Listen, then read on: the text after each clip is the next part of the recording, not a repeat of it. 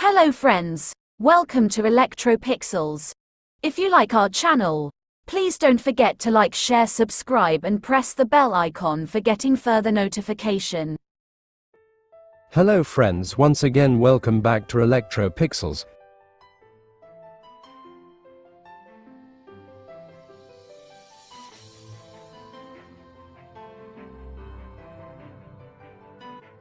This is a 32-inch Videocon LED TV here in this TV.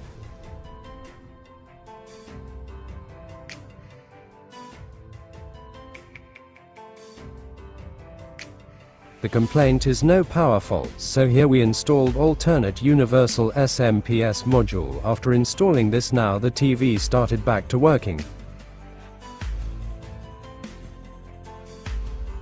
Here you can see the picture.